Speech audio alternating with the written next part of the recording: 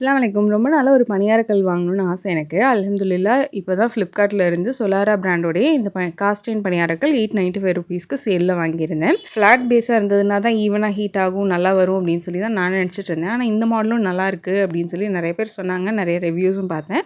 அதனால் 12 குழி இருக்கிற இந்த மாடல் வாங்கியிருந்தேன். இதோடைய வெயிட்டும் செம ஹெவியாக இருந்தது. 2.5+ kg இருந்துச்சு.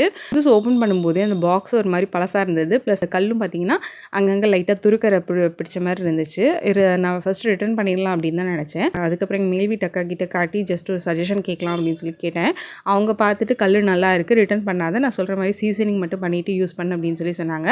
ஸோ அவங்க சொன்ன சேம் மெத்தடில் சீசனிங் பண்ணேன். எப்படி பண்ணேன்னு பார்த்தீங்கன்னா, நம்ம சோறு வடிக்கிறதுக்காக அரிசி கொதிக்க வைப்போம் இல்லையா, அது தண்ணி நல்லா கொதிக்கும் போது எடுத்து அந்த எல்லா குழியிலையும் ஆட் பண்ணி ஒரு 1 மணி நேரத்துலேருந்து 2 மணி நேரம் வரைக்கும் நல்லா ஊற விட்டுறணும்.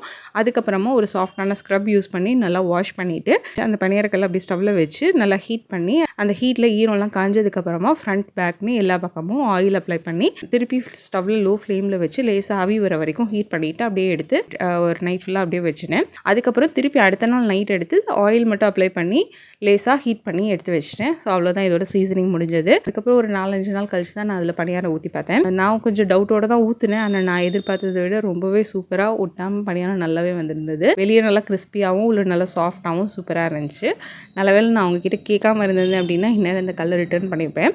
நீங்களும் காஸ்ட் அயர்ன் பேன் வாங்குனீங்க அப்படின்னா இந்த சேம் மெத்தட் யூஸ் பண்ணி சீசனிங் பண்ணிவிட்டு யூஸ் பண்ணி பாருங்கள். ரொம்ப சூப்பராக ஒர்க் அவுட் ஆகுது. உங்களுக்கு என்னோட வீடியோஸ் பிடிச்சிருந்ததுன்னா கண்டிப்பாக லைக், ஷேர் அண்ட் சப்ஸ்கிரைப் பண்ணிக்கோங்க. நெக்ஸ்ட் வீடியோவில் மீட் பண்ணலாம். Take care, by.